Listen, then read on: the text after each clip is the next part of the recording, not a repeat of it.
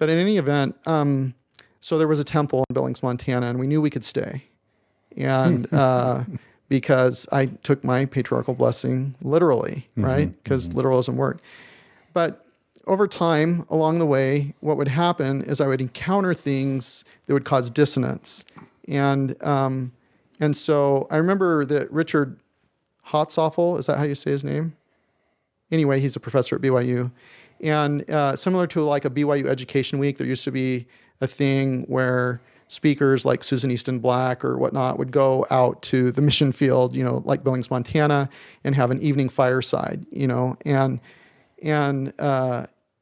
in one of those, I was introduced to the verbiage of putting things on a shelf in faith that you would receive further light and knowledge someday.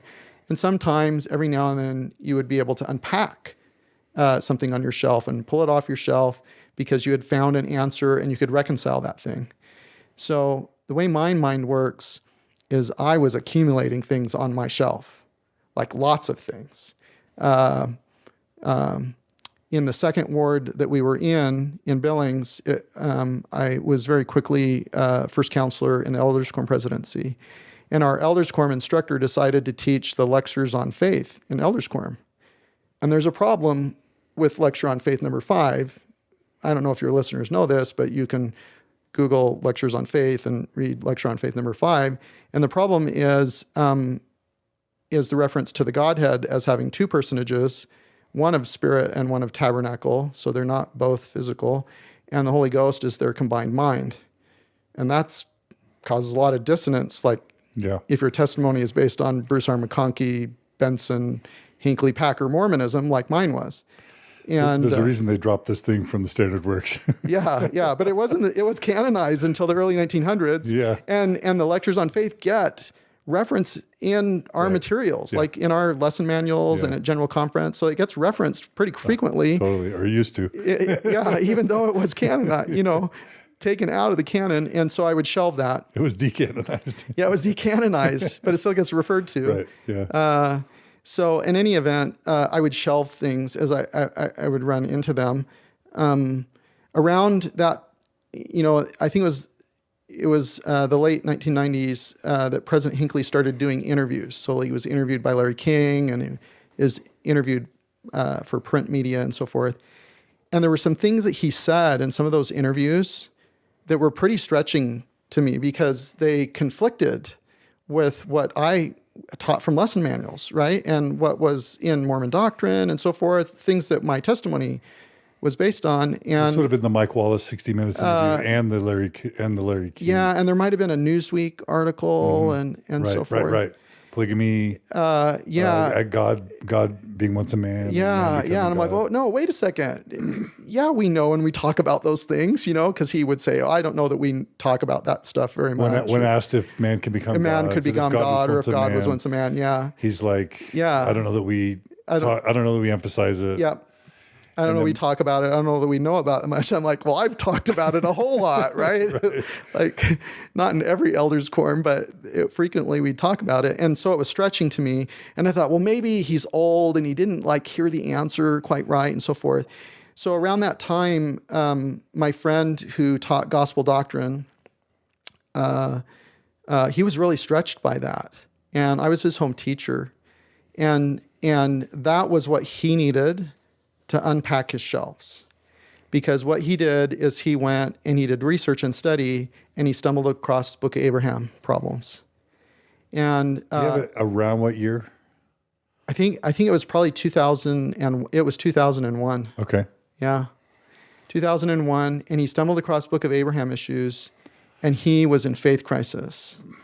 And I had never seen that before. Mm-hmm. And I was his home teacher, and I went and loved him and tried to support him, and I could not comprehend how he could, give up his eternal marriage and the blessings of the gospel over something that surely we would receive further light and knowledge from someday, And he shared with me Book of Abraham stuff, and he didn't share very much before I knew it was a problem.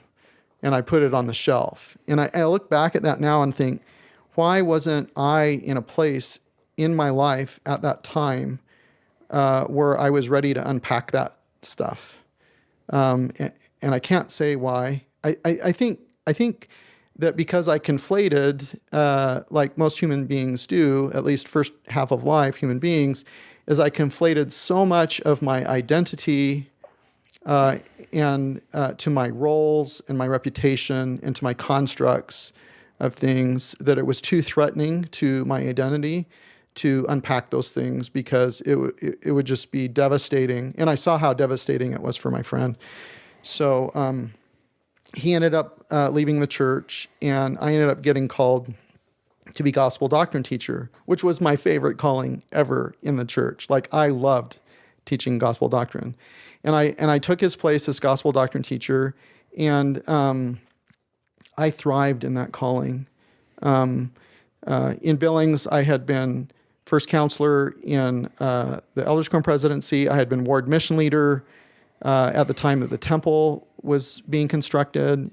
Had a fantastic time. We baptized, in our ward, we baptized something like a third of all the baptisms in the stake that year. A year later, we had retained 100% of the people we had baptized. You know, it was giving me all this reputation and everything, great relationships. But then I got to teach gospel doctrine. And the way I would prepare for gospel doctrine is very thoughtfully, at least that's what I felt, is with sincere prayer, I would study the lesson, and I would pray and ask to be an instrument in God's hands, to know what principles to emphasize in my class.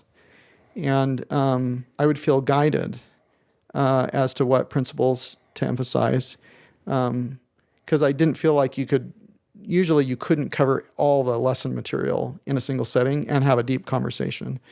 And so, and then when I would go and teach class, I would shake people's hands as they would come into the classroom with a prayer in my heart that God could help me know what they need, and to be attentive, you know, as to what they might be experiencing as I shook their hand. And as I would teach my class, I would do it with a prayer in my heart that I could be an instrument in God's hands to know what people need in the class. And there were many times over the years, over the multiple times that I served as gospel doctrine teacher, it was a cumulative of about 9 years out of 20 that I was active in Billings. I was gospel doctrine teacher, and people would come to my class, and we'd have great spiritual experiences, and I would feel like God was leading me as to what to emphasize.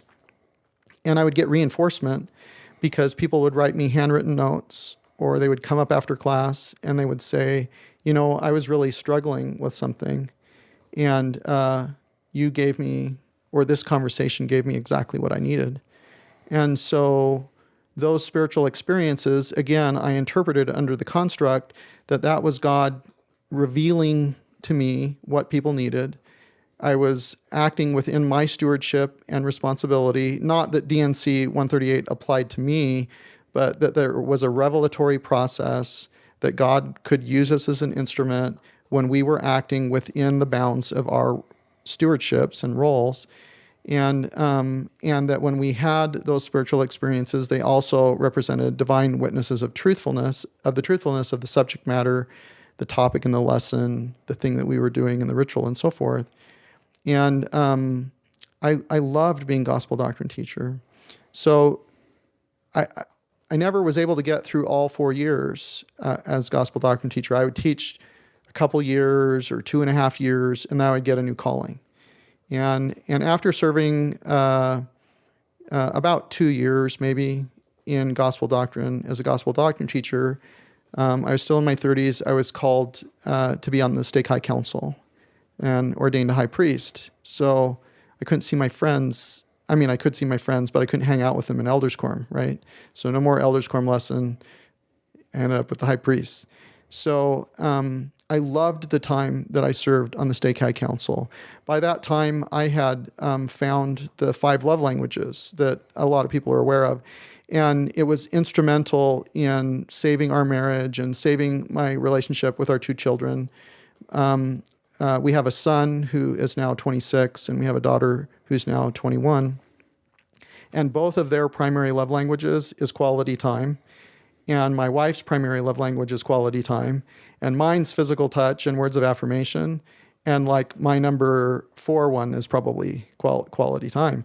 And without recognizing that love and emotional intimacy was quality time activities, and so forth, it was very detrimental for a period of time to our marriage, and it wasn't helpful for my relationship with my children. I discovered the 5 love languages. I figured out my wife and I and our family, we worked to become multilingual in the 5 love languages. And so I started teaching the 5 love languages. I had like an hour and 20-minute presentation on the 5 love languages, and I would teach it. I ended up teaching it in all the units in our stake, including units in the other stake, and I would teach it to PTA groups and even in businesses, because the dynamic would impact businesses. And these were all things that I was doing while I was on the High Council. And also while I was on the High Council, my patriarchal blessings started to be fulfilled because I was called to be an ordinance worker in the Billings, Montana temple. And we moved to a house that was within where we still live around 2002. We moved to a house that it's about 3 minutes from the Billings, Montana temple. So again, everything was being fulfilled. But there's a couple other things that I would share. One is now I look at it and I would say that some of the parts of my patriarchal blessing would be spiritual abuse. But at the time, I believed it literally. So my patriarchal blessing tells me, it states that as I get older in my life, indicating that it's not when I was in my 20s, that it warns me that I would marry within the bounds of the church. And so I interpreted that.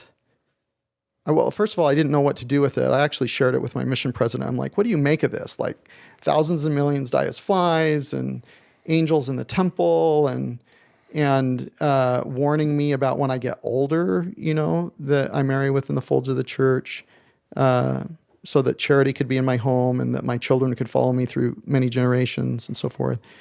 And they didn't know what to make of it. And warnings, my understanding, are usually if it's going to be a problem. And I never was really tempted to date outside of the church.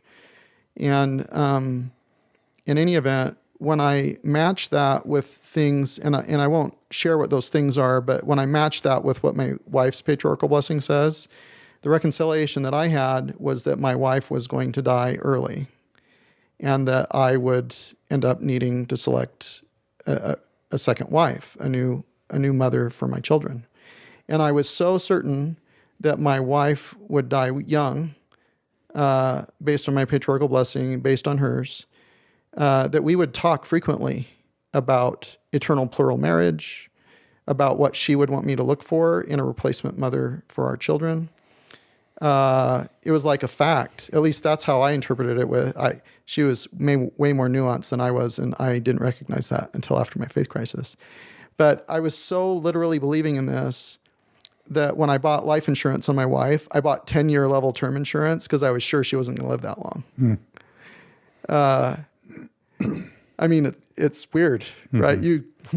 Yeah. But I have heard this many times. Really? Yeah.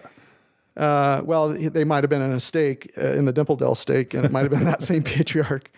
Not necessarily the patriarchal blessing, but a Mormon priesthood leader, for whatever reason, deciding that his wife was going to die early and having to grapple with what that meant, including lots of thoughts or even behaviors around polygamy as one way to reconcile and or express those thoughts. Yeah. So that's what I struggled with. But where the trauma was, is I loved my wife. I love my wife, and I loved my wife then. And anytime she would travel without me, I would plead in prayer to God to not take her from me. Over and over again, because I was so sure that he was going to take her from me because of what my patriarchal blessing said. Yeah. And sometimes she would hold me as I was crying. because I was so fearful that he would take her. So anyway, so I struggled with things, and I would put things on my shelf, and I would, as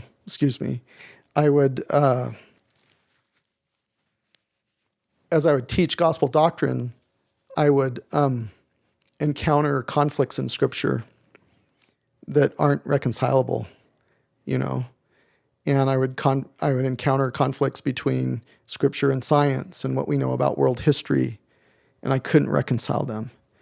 And but I was holding so strong to my construct of literalism, so strong to my Benson, Packer, McConkie, Hinckley Mormonism. It resonated for me. It was such a part of my identity, and I didn't want to threaten that. And my apologist friends tease me about it, but I say that I was too faithful to study things that would cause dissonance, So when I would prepare for the year that I would teach church history and Doctrine and Covenants, I would read the David Ridges books, but there's no way I was going to read Rough Stone Rolling or No Man Knows My History because, there was that Bruce R. McConkie talk years and years ago that my mission president drilled into us as missionaries, that you need to stay in the mainstream of the church. You need to not have gospel hobbies. You need to focus on the stuff that you get from the brethren. Remember that? Yeah. I remember one zone conference where my mission president, a great man, J. Boyd Fenn from southern Utah, he served as mission president in Barcelona and then was mission president of the Guatemala MTC. Great man. And I'll never forget it, in that zone conference, he walked over to the piano and he started pounding one key over and over and over again and referring to Bruce R. McConkie's talk about staying in the mainstream of the church. And a little bit of a backstory to that is one thing that participated in my father's excommunication was not staying in the mainstream of the church and receiving blessings that promised him things that are not mainstream, and believing that he would participate in things that are not mainstream. And I had a fair amount of dissonance because Michael Watson confirmed some of these things, even though I didn't know what to do with that. So I shelved that too. That your dad might have big callings someday. Yeah, it's his story to tell, but one of them was that he would be instrumental when the saints were called to go back to Missouri. And that his skill set would be very instrumental in how that exodus would happen, things like that. Or that he would be a very influential leader someday. And my mother was such a literalist too, that after my father was excommunicated, she told me that the way that patriarchal responsibilities happen is that if my father was called to do something and due to worthiness he could not fulfill that his responsibility would fall on me. So I carried that too, in addition to all these other things in my patriarchal blessing that were unhelpful. They were helpful in accumulating my identity and my certainty, but they were also unhelpful because they were oftentimes caused periods of significant dissonance. So in any event, back to the period of time that I was on the High Council, there was a period of the time when I was on the High Council where I was assigned to a branch that was about a 90-minute drive away from Billings, a small branch in a small town in central Utah. And there was a period of time that I would need to go more than just once a month because the branch president had moved away and there was no branch president. There was just the two counselors, but I needed to be there more often. And so my Sundays consisted of getting up quite early, going to the High Council meeting, and then driving 90 minutes or more to Harleton, Montana. And then just about every time I went, I had an opportunity to speak in church or teach. That's what happens in small branches. And then I wouldn't get home until quite late in the afternoon. But also during that period of time, my wife was the Relief Society president in our ward. And I think our daughter might have been 4 or 5 around that time, and our son was 5 years older. And so we found ourselves having to obtain babysitters because my wife was in ward council and I was on the stake high council. And how do you get your kids ready for church when that happens, right? And we were all in. Like, our testimony was, I can't remember who said it. It might have been Hinckley. It might have been somebody else that said something like, double your fast offerings, double your blessings. So we did over and over again until our fast offerings were more than any car payment we had ever had every month. And it worked. Like, my business grew. We were having great success, financially, reputation, opportunities to serve. It was fantastic, but we were stretched thin. It was tough, and we were tired. So I'm growing a business. I'm an ordinance worker working on the Friday morning shift. In my 30s, that affects my business, right? Because I'm taking time off to be an ordinance worker. I'm on the High Council. My wife's Relief Society president. We have 2 young kids, and it stretched us. So one thing, I'll share another foundational experience that happened is during that time that I was in the High Council, there was a Sunday that I was assigned to speak in my home ward. And there's this family in my home ward who I deeply loved, who I'd served with for a very long time, both the husband and the wife. And the husband was a counselor in the stake presidency, and I reported to him.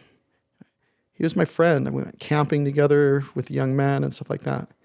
And he, on a girls' camp excursion on a river rafting trip, he had a heart attack and died. And I was assigned to speak in church the Sunday, like a day later or 2 days later. And what would I say? Like, this dear widow and her kids, like, what do I say to a grieving ward when my friend died? And I brought a whole bunch of Kleenexes. I love it. We love tears on Mormon Stories. And I can't say it's the most sincere prayer that I ever made, but it was close. And I asked Heavenly Father, what could I possibly say to this family? And I really felt inspired about the things that I shared. And I shared that sometimes when bad things happen, and this might have been a quote that I drew from Elder Packer or Elder Maxwell or something like that, we tend to ask the why, and the satisfying answers never come when we ask the why. But if we ask in humility, what can I learn from this? What can I do now? That's when the satisfying answers come. And that and some other things that I shared, it was a sacred Sunday, for me at least. And about a couple weeks later, in the temple, I was number 2 in the session, which meant that that I led the prayer circle. And when I looked, and this dear sister, this widow, showed up to my session, and she stood in the prayer circle. And I had a tendency to pray for the single members of the church. On the High Council, I advocated for the single members. The statistics are that at any given time, about 1/3 of the church is unmarried. Either they're unmarried, or they're widowed, or they're divorced, or I don't know if it includes part-member family in that statistic, but 1/3 of the church doesn't fit in the dominant narrative church, temple, and families. Do you mean 1/3 of adults? 1/3 of adults. Okay. Yeah. Right. Yeah, 1/3 of adults. Right. Right. And all these messages are targeted against the traditional vanilla Mormon family. Right. And so I advocated for the singles frequently and tried to bring their voices into it, particularly women. And so I remember praying in that prayer circle, and this dear sister was in the prayer circle and praying and just feeling a tremendous sense of spiritual connection, God, right? The Holy Ghost. And after that, then I went behind the veil, and I was assigned to the women's side to bring the women through. And when this dear sister came up to the veil, I recognized her voice, and I'm acting on behalf of the Lord, to bring her through the veil. And at that moment, I knew in my heart that Scott was standing next to me. And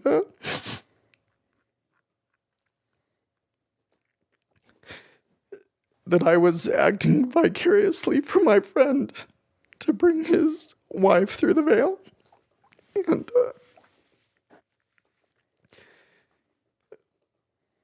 it was a sacred experience. And, that I filtered through my constructs and understandings that I had at the time. And it was so sacred that I knew that I couldn't tell anyone unless I felt prompted to do so. Because it was just for me. And if she sensed what was happening, that was for her. And, maybe that was a fulfillment of my patriarchal blessing. That I would hear the voices of angels. And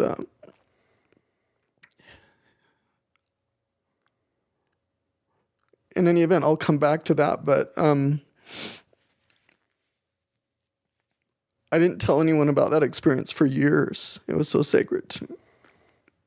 And at one point, I felt prompted to share it with my wife, and I did. But I didn't share that experience with anyone else other than my wife until my faith crisis, because I needed to know what that was.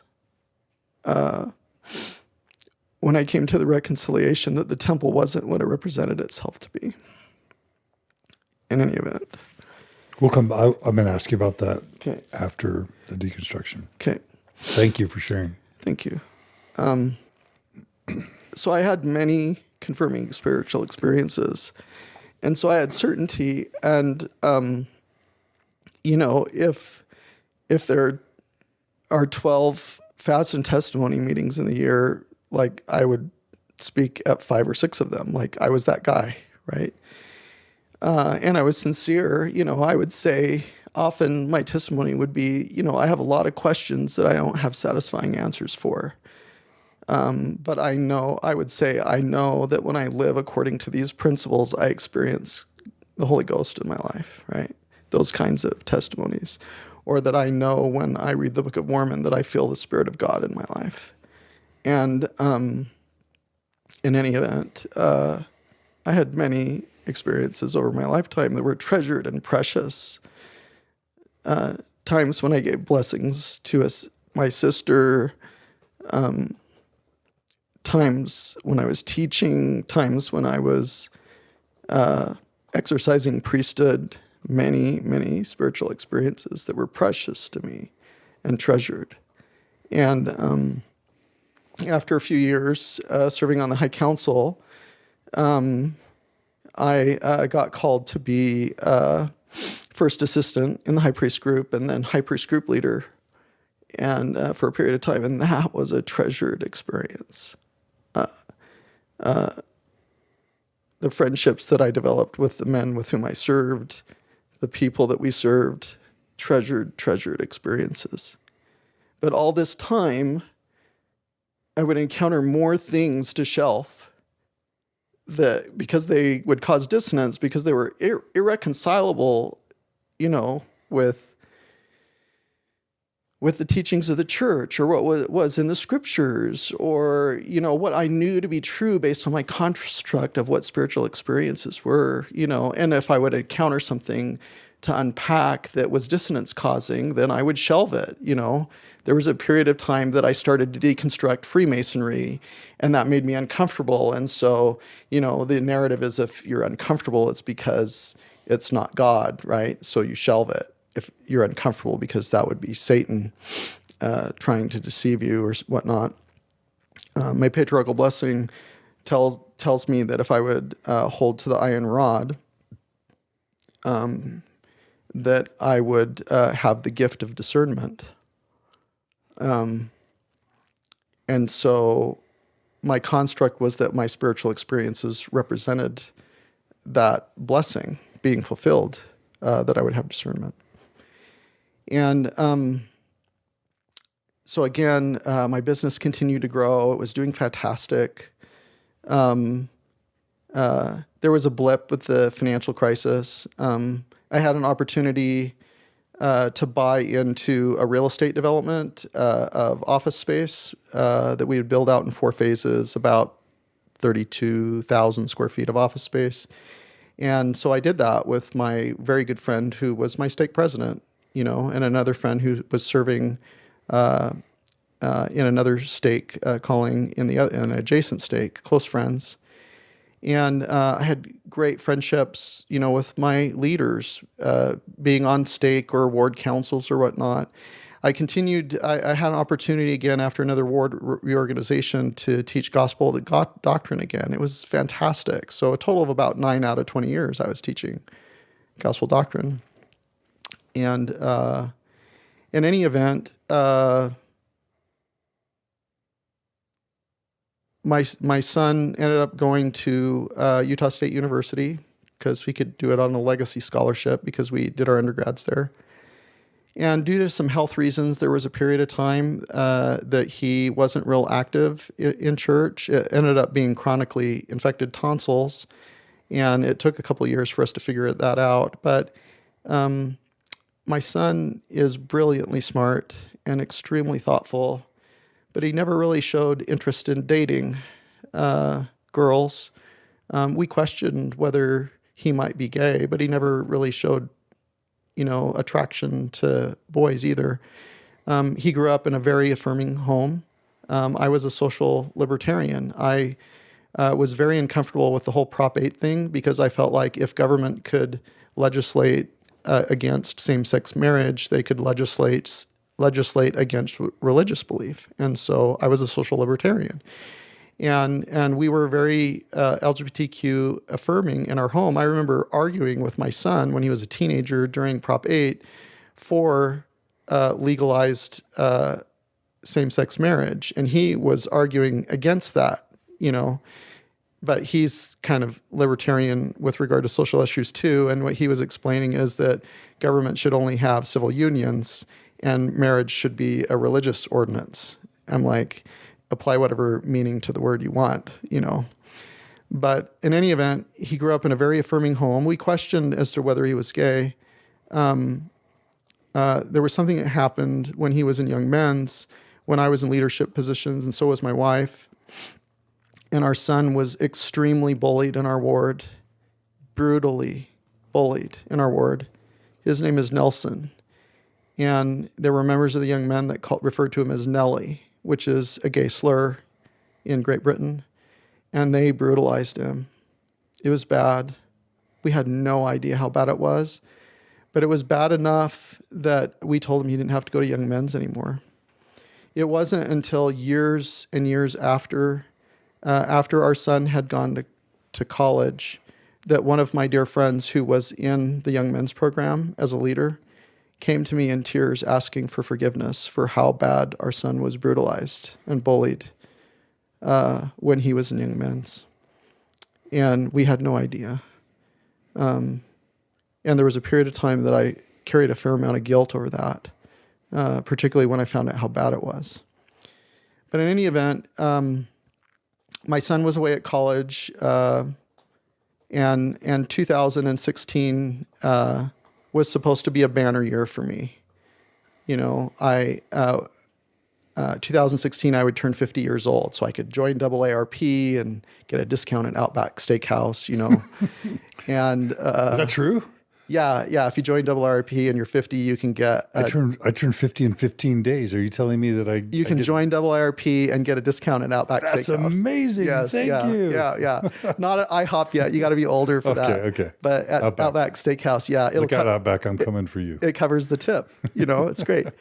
And when you're 50, you can put more in your 401k plan. Ooh. Yeah. So you could put 25,000 in your 401k plan instead of, less than that, 18 and a half or 19 and a half or something like that.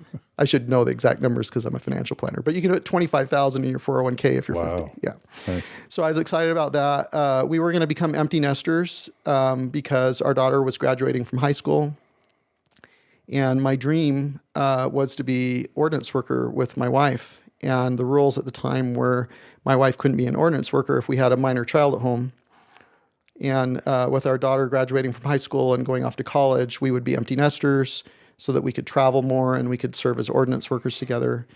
I mentioned that I came off of my very best year of my business. It was growing. Our real estate development project, we were building out our 4th stage building. We were filling out units for lease.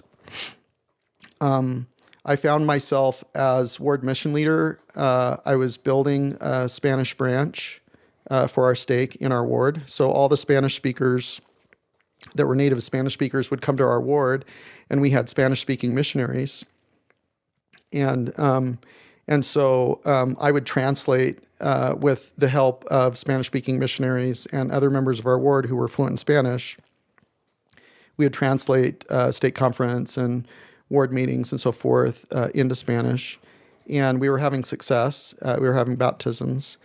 And so we would become empty nesters. We could travel more. Business was doing great. I was fulfilling my dream teaching. I had just finished, I think it was my 6th year or 7th year teaching at Rocky Mountain College. I taught upper division finance and investments there in addition to my business and these other things. And, everything was going really well. And the only thing, that wasn't quite great is my son, while he was at college, he never went to church, but he did go to Institute, and he took all these classes on church history, but he would never go to church, and he was still a priest, and I was waiting for the day that he would be active and call me so I could go do the fatherly thing and ordain him an elder, and so that he could have his patriarchal blessing. And in any event, on April 29th of 2016, my wife had traveled down to Utah to visit my mother-in-law for her birthday, and she was driving down from Logan with our son to go visit my mother-in-law. And then she would return a week later to move him from school year housing to summer housing because my son was following our same model. He was going to school year round so he could graduate quicker. And our son came out to us as gay that day. And so my wife calls me that evening, April 29th, 2016, and she said, Nelson just came out to us as gay.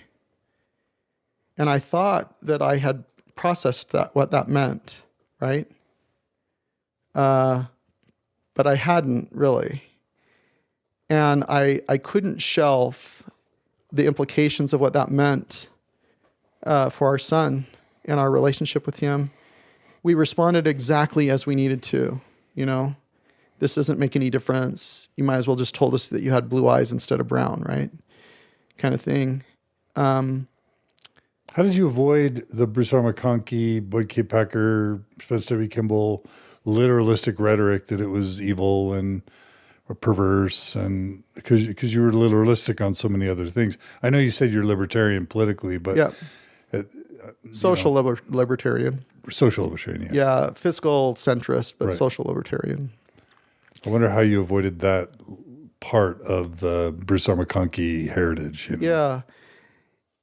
Yeah, so I would go back. I mean, there's a lot of contributors to that reconciliation, and I mean, I could go back to one of my closest friends in elementary school. I had maybe not closest friends, but a pretty good friend. His name was J.J. Jackson, African American, when I was in 6th grade, and I knew in my heart that there was nothing wrong with him, and it was before 1978, right?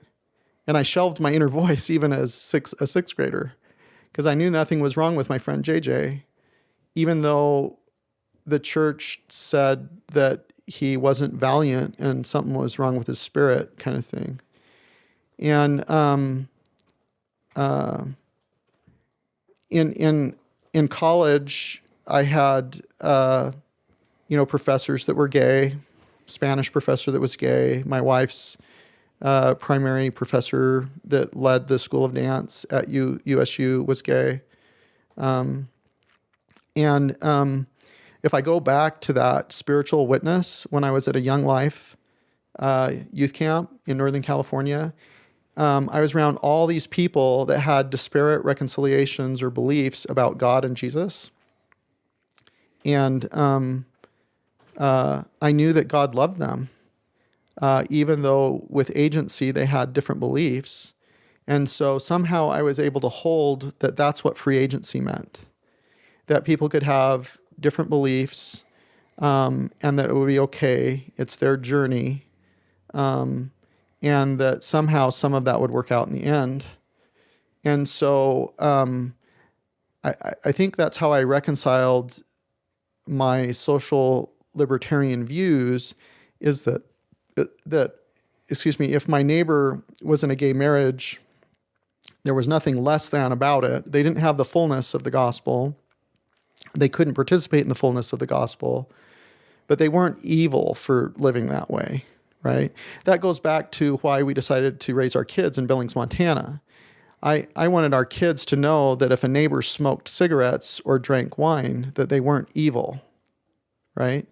I wanted them to be exposed to there are good people that have different standards than we do. And somehow that's how I was able to reconcile that. Okay. But I could not shelf the implications for my son because I knew in my heart God would not want him to live a life absent the kind of intimacy that my wife and I shared. That would just be a God that I wouldn't want to have anything to do with, that degree of cruelty. I just couldn't shelf that. And so that evening, I was in our master bedroom, on our bed, on my iPad. My daughter was sleeping downstairs. My wife and son were in Springville, Utah. I went online to search for resources to support our gay son because I wasn't aware of any resources of how an active believing member of the church could support a gay child with the belief that God would not want them to live a life absent the intimacy that a married couple shares. And in that evening, somehow I stumbled across the Gospel Topics essays that I didn't know existed. And I had always been led to believe they were anti-Mormon lies. And I stumbled across Mormon Stories.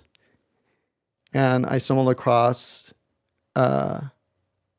and I'll explain how this happened. I stumbled across Mormon Think and the CES letter and Fair Mormon's debunking of the CES letter and Jeremy's debunking of their debunking. And for the subsequent... Kind of all in one night? All one night. Oh, really? Literally one night. And for the next 3 days, I almost didn't sleep, like maybe 4 hours a night, because I was consuming this stuff. And it wasn't the CS letter. It wasn't Mormon Stories. Although that first night I did watch Jeremy's interviews and Tyler Glenn's interviews. And it wasn't Mormon Think. And it wasn't even the huge list of all the problems on the Fair Mormon index of topics, although that's later a problem. The moment it happened is I was reading the Race and the Priesthood essay. And I was reading the footnote for cited source number 9, where it's a February 1852 speech by Brigham Young. And, because I'm analytical, I figured out that this talk was given the very day after Brigham Young established legal slavery in Utah. And in this speech, he announces God ordained, and blacks should be happy for it, legal slavery in Utah. And blood atonement by decapitation, violent imagery for mixed race marriage or mixed race offspring. And he announces this God ordained ban, and that blacks would never ever have any authority, and they shouldn't be able to vote, and they should have no leadership positions. And in the speech, he says that, and the essay takes this partial phrase, and then they adopt it. And as I was reading this speech, I reconciled that when they put this in the essay, it was dishonest. And my core value of integrity, if you were to go through things like Enneagram or other kinds of things, a core value that connects to all those is integrity, right? And not deceiving people. And in my industry, as a financial advisor, there's significant requirements of disclosure to people and working with integrity. And when I would have a temple recommend and I would say, yes, I'm honest in my dealings with my fellow men, like I would do an accounting as to how transparent I had been with my clients and in my interactions with people. And the partial phrase is Brigham Young says that someday they would have all the blessings of the priesthood and more. And in the essay, it says that after all the sons of Abel, which could be interpreted to as all white people or all white people that would have been born of Abel if Abel wasn't killed by a literal Cain, and Cain's a problem because Cain's not a real person. That was a shelf item. That's a mythical character. All the sons of Abel, after they all receive an opportunity to receive the priesthood first, kind of at the end of restitution of all things. So it seems like Brigham Young was alluding to at the end of the millennium, after all the different resurrections, and all white people first had an opportunity to receive the blessings of the priesthood, that at that time, then blacks would receive the opportunity of the priesthood and all the blessings of the priesthood more, and then the curse would be taken from them. And the context of that speech seems to make it say that their noses wouldn't be white anymore, and they would be made white when they would receive the priesthood. And I'm reading this, and this is the prophet of God. Like, this isn't a Brigham Young that I knew from anything that I taught in lesson manuals, in priesthood manuals. I didn't know this Brigham Young. And Brigham Young taught all this and announced the ban. And then as I continued to read the essay is very clear in my mind when you read the essay and the cited sources that the ban was never, ever from God. Joseph Smith ordained black people to the priesthood. One of the people that was ordained to the priesthood was in a mixed faith or mixed race marriage, right?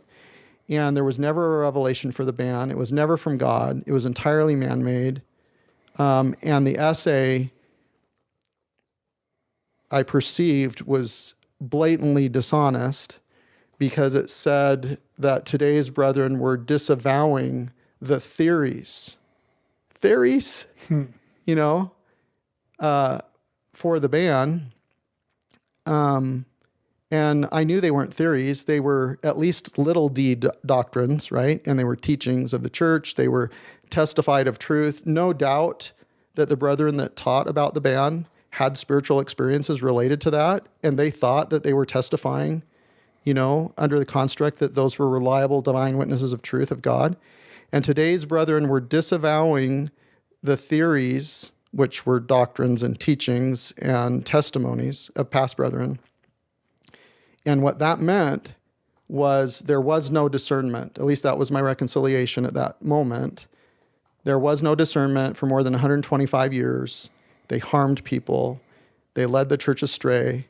They had not the capacity to discern between inspiration from God and their own biases and prejudices. And because today's brethren were disavowing those things, those spiritual witnesses, those testimonies, those doctrines, those teachings of past brethren, what that meant is that future brethren could easily and summarily disavow what today's brethren said. So we could have zero confidence that there was any mantle of discernment or that anything that today's brethren were teaching were actually from God.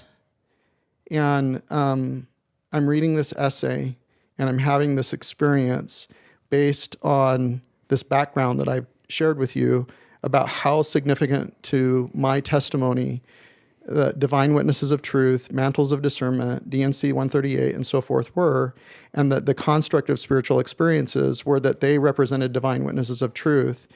In that moment, as I read that essay, I recognized that I had spiritual experiences about partially or entirely inaccurate things, and that my spiritual experiences were not reliable divine witnesses of truth.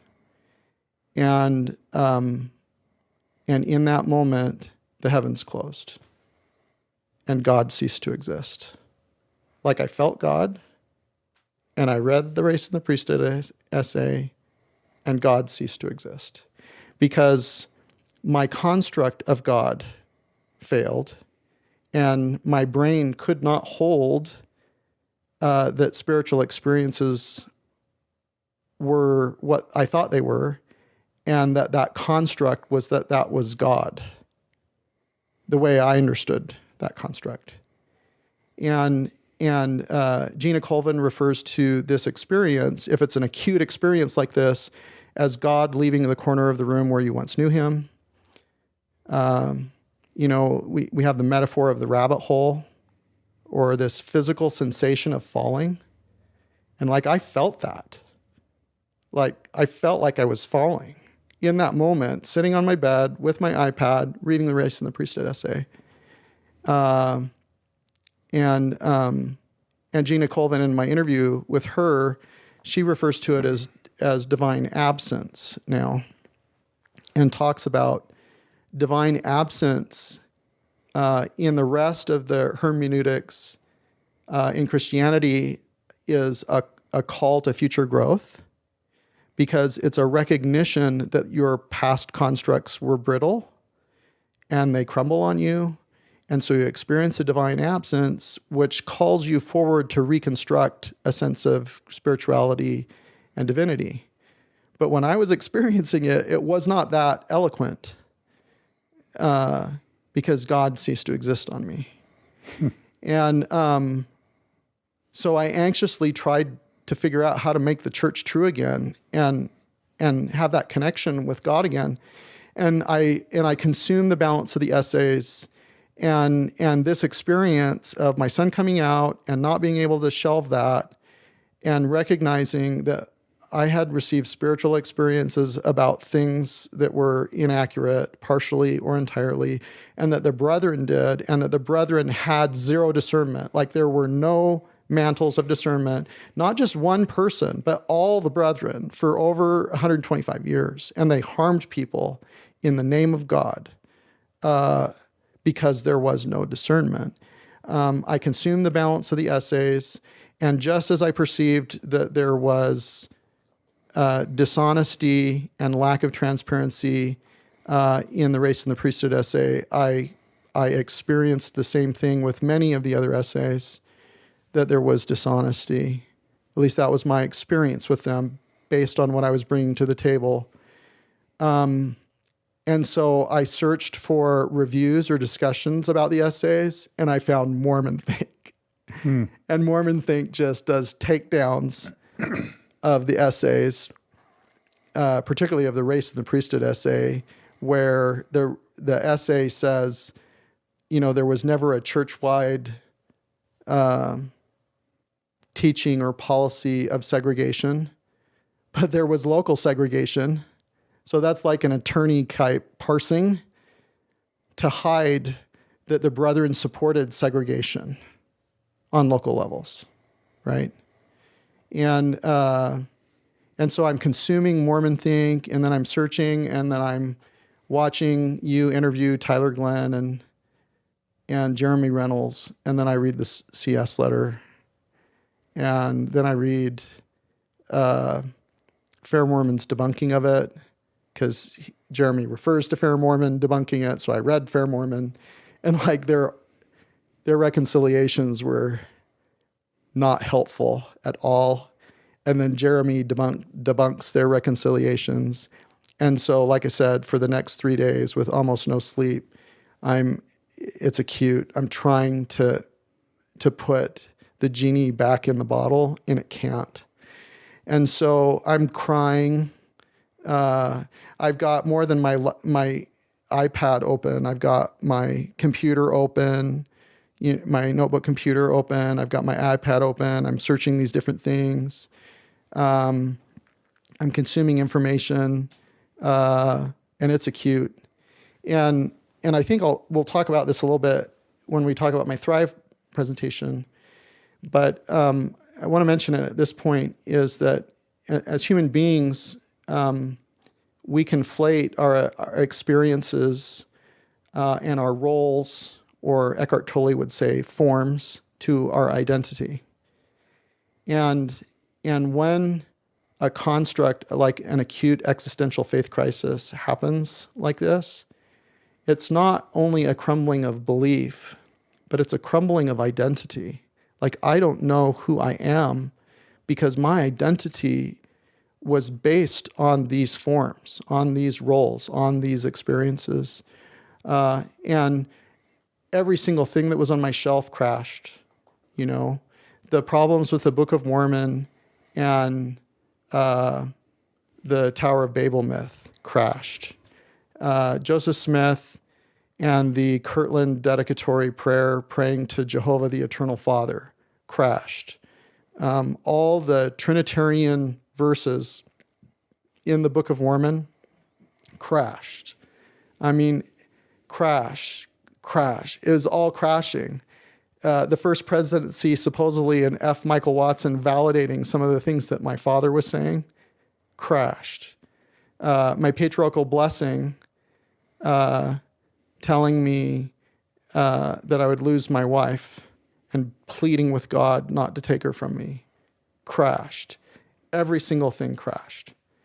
And so for the next about 10 days, like I'm like, maybe if I can figure out an answer, like if I listen to one more podcast or read one more book, I ordered the Givens books. I was reading Michael Ash's stuff. I was spending tons of time on Fair Mormon. Never in my life, other than my mission, was I consuming more scripture. I was doing all the things that I would counsel someone to do if they were in faith crisis. I was pleading in prayer for hours. I was studying scriptures. I was pondering them. I was like, I wanted God to come back. Like, please come back. And nothing. And about 10 days into this, I felt like I was going insane, literally, because I had lost my identity. I had lost God. And I called my dear friend, my bishop, and I was afraid to tell people about the essays. Like, we hadn't talked about the essays. What if someone read those and they were having the same experience as me? I didn't want to put them into this. So I call my bishop, and he meets me on a Wednesday or Thursday night at the chapel, and I tell him, I'm like, Ed, I'm sure I called him Bishop. I'm like, I stumbled across the essays and I don't believe anymore. And I lost God and the heavens closed and I don't know what to do. And he was like aware of the essays, but he hadn't read them. He is too busy as a bishop to unpack them. And I said, I need a calling for a faithful unbeliever because I can't teach by faith Noah built an ark. Because Noah's not a real person, right? That's a myth. There was no global flood. That was a shelf item, right? And he started to ask a little bit about the weeds, like what are some of the things? And I thought, oh, I'll share something that was somewhat innocuous. And I had said, did you know that the church didn't end plural marriage in 1890, that was basically a fraud? They continued to seal people, until the early 1900s. And he's like, oh yeah, I knew that. I wouldn't be here if it weren't for that. I'm a descendant of one of those post 1890 sealings. And I'm like, what? I'm like, how could I not know this? Like, I was so faithful. I gave everything to the church. I went to seminary. I took classes at Institute. I took religion classes at BYU.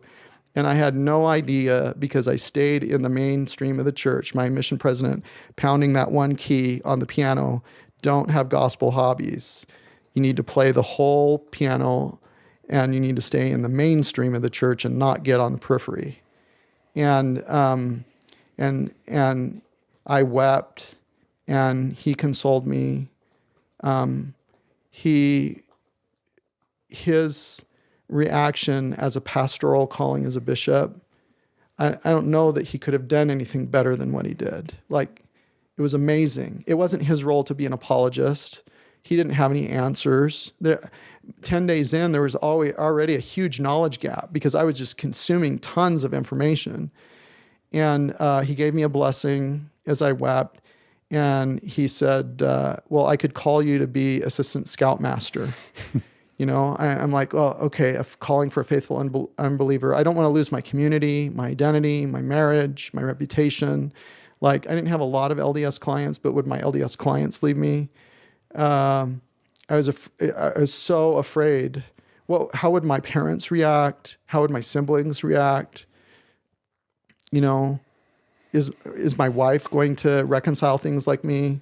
I didn't know what to do. And I said, yeah, I'll be assistant scoutmaster. He says, well, it'll take a couple weeks to do. You don't have to go teach gospel principles. If you want to help translate in sacrament meeting, that's fine. But I'll call you to be assistant scoutmaster.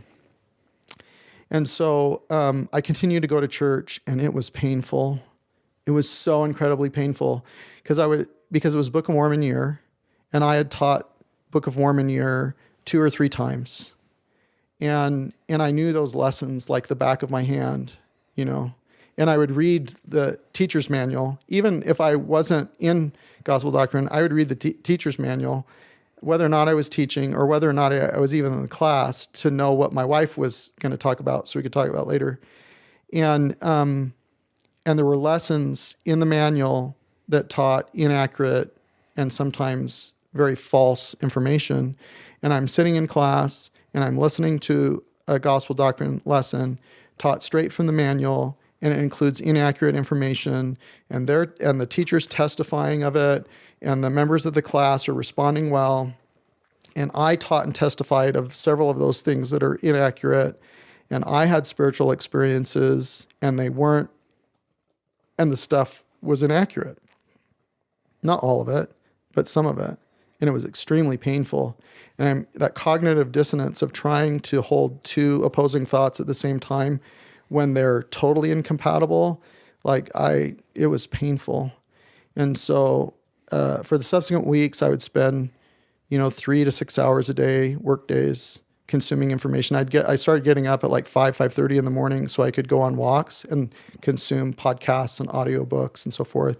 And I just was filling my book queue and my Kindle queue, consuming information. And about 6 weeks in, there was a podcast where the Thoughtful Faith group was mentioned. And Mormon Stories podcast community, it was too sharp for me at that time. And ex-Mormon read it, there was no way that was going to be helpful for me. I mean, around what year is this? So this is June of 2016. Okay. So 3 years ago. And but there was a podcast that mentioned the Thoughtful Faith community.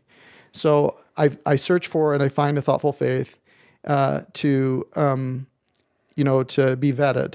And I'm almost shaking as I'm messaging back and forth with Geraldine, hoping that she'll let me in. Just let me in. I need to find a safe place. Please. Because I'm totally in the dark night of the soul, crying myself to sleep, a couple days before knowing the full background and history and context of D&C 132, I read all of D&C 132 in one sitting.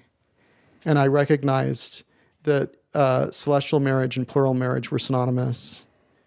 I knew the history of how Emma reacted to it, how it was originally taught in the church, how it was lived, and that D&C 132 had nothing to do with my marriage. Zero. And laying in the fetal position, ugly crying, while my wife held me. That's what I was going through.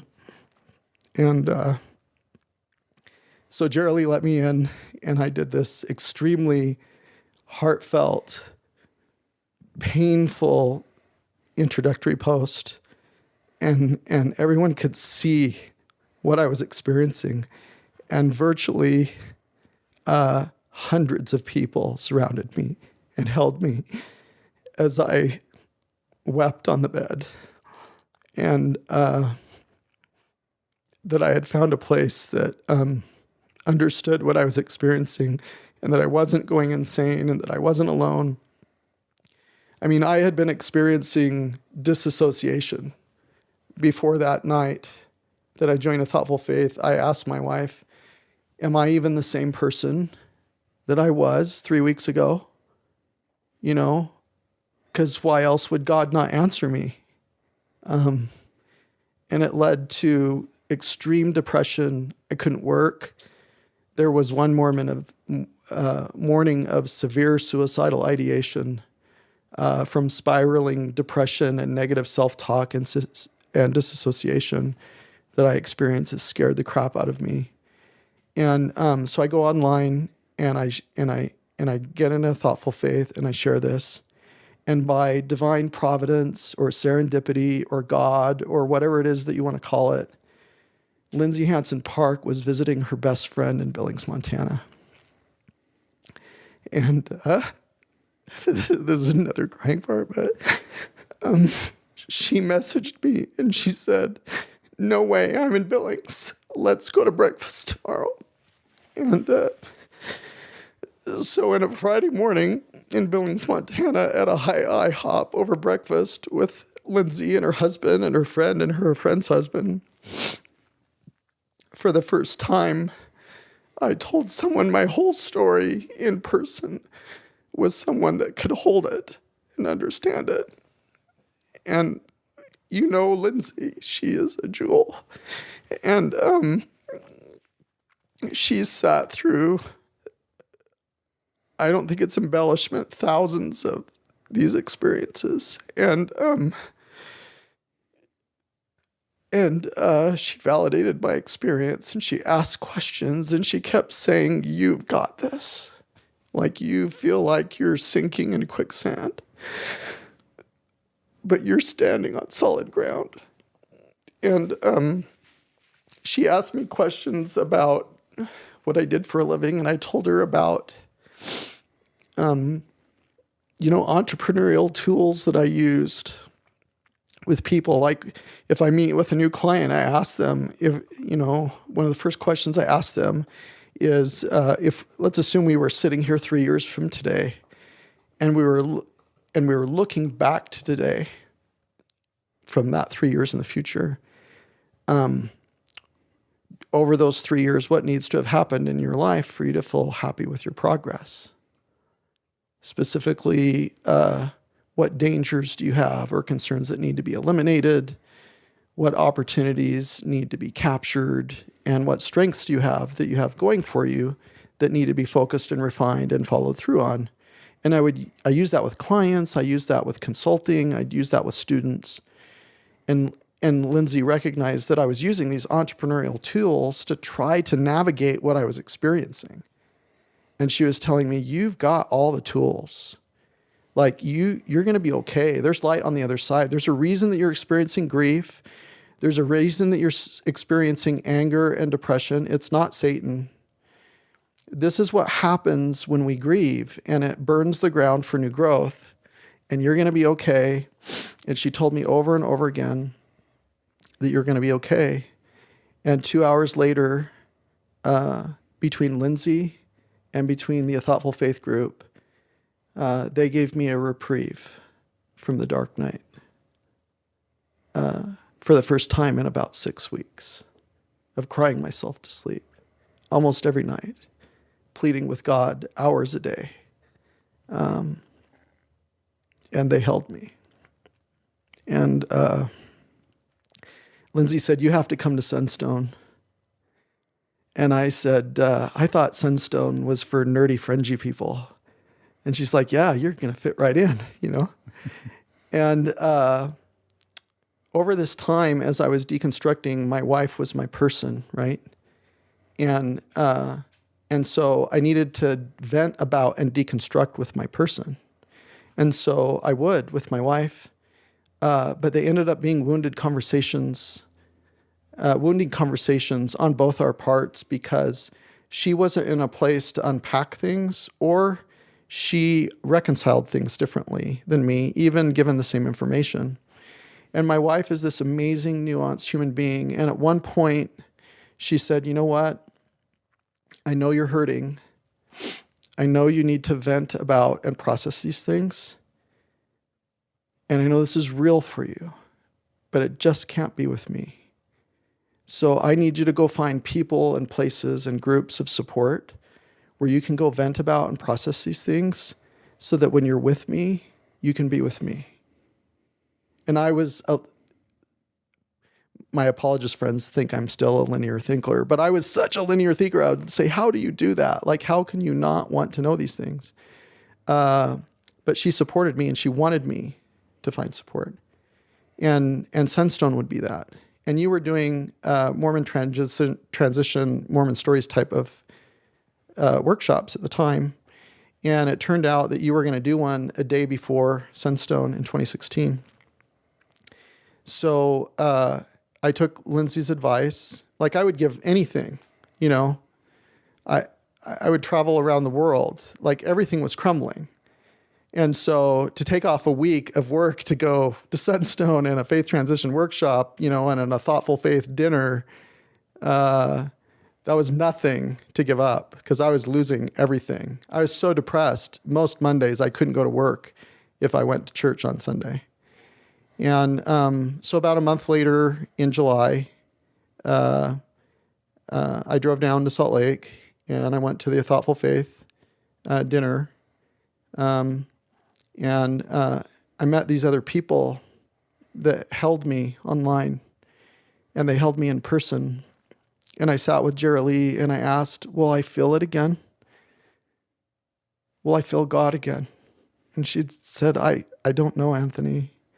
Everybody's journey is different, but we're here for you. And I sat with other people, and they held my hand. You know, the Thoughtful Faith was very important to me. I had people like Bill Reel reach out to me and message me. And he'd spent hours on the phone with me, you know. And other people, multiple people, reached out to me and held me. And I had phone conversations. And during that week, I went to the Thoughtful Faith dinner, and that was fringy. That made me uncomfortable. Gina Colvin talked about the feminine divine. And I was like, I thought that was sacred, and we're not supposed to talk about that, you know? And I went to the Faith Transitions workshop, and by divine providence or serendipity, our group was small. Sorry, it wasn't a big group. But Gina Colvin and Thomas McConkey and Thomas's fiance was in the group. So there was maybe 12 of us there, or 10 or something like that.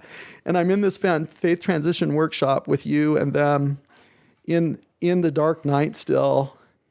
And it might have been the second or third time that I told the story about Scott standing next to me in the temple and asking, and through tears, "I don't know what that is. I don't want to give that up, but I know it's not what I thought it was. What do I do with that, you know?" And with grace, you and Gina and Thomas helped me. And I went to every session that I could about faith crisis and why I stay, and communicating across faith and belief and keeping relationships. And I sat with Jody England Hansen, and she held my story. And I hadn't had interactions with a transgender woman before. And I told Kimberly Anderson my story, and she held it, and she held me in her arms and told me I was going to be okay. And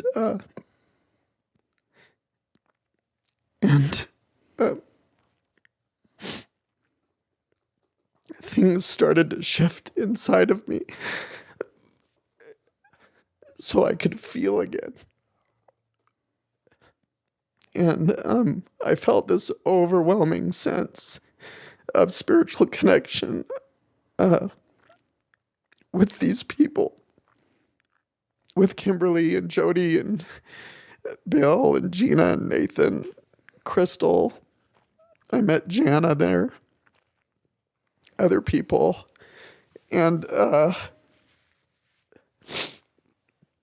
last night, I'm weeping sitting there at the table after we ate dinner, and Tyler's singing Trash acoustically, because his story, I felt connection to it because I had a gay son and he had an acute crash too. And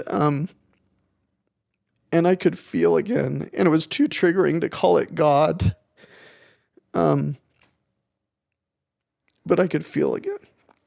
And I went home, I walked across campus, it was at U of U, to the VRBO, and I got home to where I was staying, and I was going to drive home on Sunday, and my son called me. And he said, "Dad, I know you're at Sunstone. You have to tell me what's going on," because he knew what Sunstone was. And I said, "Nelson, I've been afraid to tell you because I don't want you to think it's your fault. But in searching for resources, I stumbled across all these things that aren't anti-Mormon history. They're just history. And I've lost belief." And he said, "Dad, you should have come to me right away." He said, I've been unpacking this for the last few years." Because he had to unpack his Mormonism and to be able to unpack and reconcile his spirituality before he could reconcile his sexuality so he could come out to us. And he said, "You need to come and see me on your drive home." So I did. And I drove from Salt Lake to Logan, and a sacred thing happened. In that, over hamburgers on a Sunday afternoon in Logan, the roles changed. And it was like he was the father and I was the son. And I told him my story, and he was consoling me, telling me I was going to be okay.